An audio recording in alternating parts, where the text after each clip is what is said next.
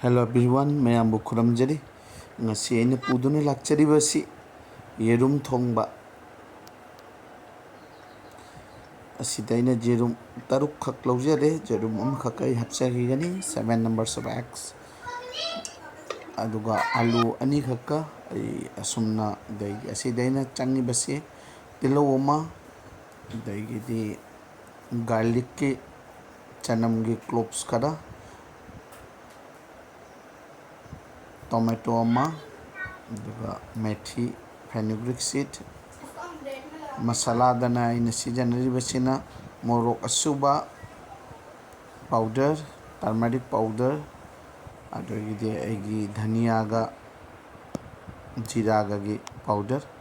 any जेरूम से pressure cooker दा Sumana boil तौब से जेरूम से खरा मफुम मोइने थोंब तारसु जेरूम से खजिक्तंग आइना डाइसेक्ट तौरे हाबदे खजिक्तंग आइना थांग सुमाय तोना हाय गाइना जेरूम से सुमाय तोना फ्राई तौब होगजरे जेरूम मसी फ्राई तौब मतमदा इना मचू खजिक्तंग अमचू थुम खजिक्तंग आइना हपचरी मैम ने चैनल असिबु व्यू तबिबगी मैम हनन थगतचरी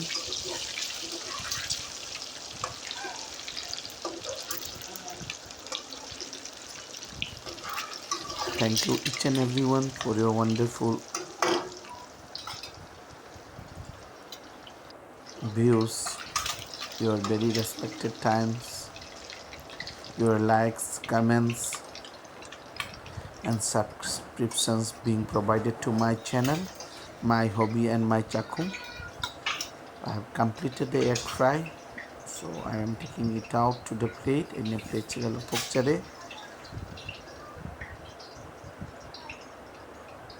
aina jerum sel nobo loiraga ahobada aina happy base se methi sini jerum thongbada methi si yamna chune damna chamna thongba style sida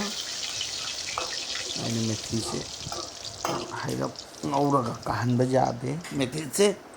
aduna hairap ngaujaraga aina siga tilau mapum amatani only one onion has been sliced, so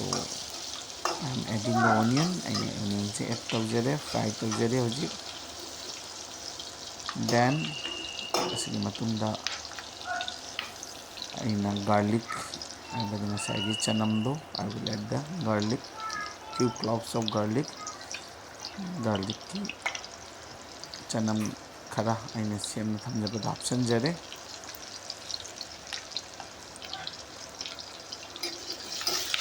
asigi matunda ai asida hana masala hana hapna thonggiba ko thong mamang uchagibado ai masala hapcharoi ado masala aina masala add tawagi mamangda ai hana tomato si add tawjare tomato ga masagi maroi sing asiga arodi tilauga chanamga aina mamangda hanbada hakiba methi se punna ngauminare ngahak ngaurabagi matungda lehak asida आलू fry तौखिबा आलू boil तौखिबा आलू अदोई हपचनजरी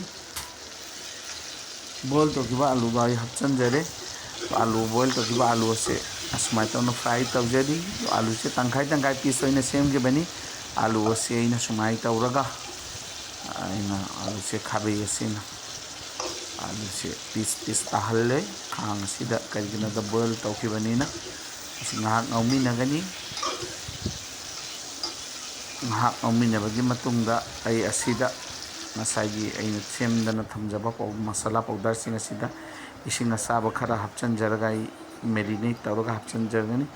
aigi mamangda he ensang ate chu thongjagre adu boina adu uchadre ngasi ai specially jerum thongmusida highlight tawjabani aina nga su thongjagre adu nga thongba du uchadre aina mathen ani hum thongba uchadre aina jerum thongmusida mainly siga uchabani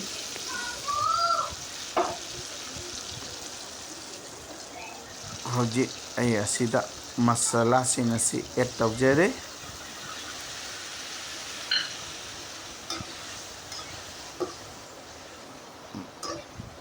ngayak minute ahum ngauminarjari minute 3 ꯉꯧꯃꯤꯟꯅꯕꯒꯤ ꯃꯇꯨꯡꯗ ꯑꯩ ꯑꯁꯤꯗ ꯉꯁꯥꯏꯒꯤ ꯖꯦꯔꯨꯝ ꯑꯩꯅ fry ꯇꯧꯕ ꯖꯦꯔꯨꯝ ꯑꯗꯨ ꯑꯦꯗ ꯇꯧꯖꯔꯦ ꯖꯦꯔꯨꯝ 9 ꯈꯛꯅꯤ ꯑꯩꯅ ꯑꯗꯨꯒꯤ ꯃꯇꯨꯡꯗ ꯑꯩ ꯏꯁꯤꯡ ꯍꯥꯞꯆꯤꯟꯖꯔꯦ ꯏꯁꯤꯡ ꯑꯁꯤ ꯈꯖꯤꯛꯇꯪ ꯍꯦꯟꯅ ꯍꯥꯞꯆꯤꯜꯂꯤ ꯀꯩꯒꯤꯅꯣꯗ ꯐꯨꯠꯀꯗꯕ ꯍꯥꯏꯕꯗꯤ ꯕꯣꯏꯜ ꯇꯧꯈꯤꯒꯅꯤ ꯃꯇꯝ ꯈꯔ ꯑꯁꯤ ꯃꯣꯔꯣꯛ ꯎ ꯃꯣꯔꯣꯛ ꯑꯁꯤ ꯈꯖꯤꯛꯇꯪ ꯀꯪꯕ ꯅꯨꯡꯁꯥꯗ ꯈꯖꯤꯛꯇꯪ ꯐꯧꯕ ꯑꯗꯨꯒ ꯎ ꯃꯣꯔꯣꯛꯅꯤ ꯑꯩ ꯎ ꯃꯣꯔꯣꯛ ꯑꯁꯤ ꯑꯩ ꯑꯁꯨꯝ ꯊꯝꯖꯒꯅꯤ ꯃꯁꯤ ꯑꯩꯒꯤ ꯑꯣꯏꯅ ꯊꯝꯖꯕꯅꯤ ꯑꯉꯥꯡꯁꯤꯡꯗ ꯃꯣꯔꯣꯛ ꯁꯥꯅ ꯄꯥꯝꯗꯕꯅꯤꯅ ꯎ ꯃꯣꯔꯣꯛꯁꯦ ꯃꯄꯨꯝ ꯑꯣꯏꯅ ꯊꯝꯕꯅꯤ ꯂꯥꯁꯂꯤ ꯑꯩ ꯌꯥꯔꯦ ꯍꯥꯏꯕꯗꯅ ꯍꯥꯏꯕꯗꯤ ꯑꯦꯟꯁꯥꯡꯁꯦ ꯂꯣꯏꯁꯤꯟꯕ ꯃꯇꯝ ꯌꯧꯔꯦ ꯌꯥꯔꯦ ꯍꯥꯏꯕ ꯃꯇꯝ ꯑꯗꯨꯗ ꯑꯩꯅ ꯁꯤꯗ ꯒꯔꯝ ꯃꯁꯥꯂꯥ ꯈꯔ ꯑꯦꯗ ꯇꯧꯖꯔꯦ ꯑꯩꯒꯤ ꯉꯁꯤꯒꯤ ꯌꯦꯔꯨꯝ ꯊꯣꯡꯕ ꯑꯁꯤ ꯄꯔꯐꯦꯛꯂꯤ ꯗꯟ ꯌꯥꯝꯅ ꯅꯨꯡꯁꯤꯕ ꯃꯅꯝ ꯌꯥꯝꯅ ꯍꯥꯎꯔꯒꯗꯕ ꯃꯅꯝ ꯊꯣꯛꯂꯦ ꯑꯩ ꯃꯑꯣꯡ ꯑꯁꯨꯝꯅ ꯁꯥꯔꯚ ꯇꯧꯕ ꯍꯧꯖꯔꯛꯂꯦ ꯃꯌꯥꯝꯕꯨ ꯃꯥꯏ ꯍꯣꯕꯤ ꯑꯃꯁꯨꯡ ꯃꯥꯏ ꯆꯥꯛꯈꯨꯝꯒꯤ ꯃꯥꯏꯀꯩꯗꯒꯤ ꯍꯟꯅ ꯍꯟꯅ ꯈꯨꯔꯨꯝꯖꯔꯤ ꯃꯇꯝ ꯈꯔꯅꯤ ꯑꯩꯒꯤ ꯕ꯭ꯂꯣꯛ ꯑꯁꯤ ꯑꯩ ꯑꯞꯗꯦꯠ ꯇꯧꯕ ꯉꯝꯖꯍꯧꯗ꯭ꯔꯦ ꯑꯗꯨꯅ ꯃꯌꯥꯝꯅ ꯉꯥꯛꯄꯤꯒꯅꯤ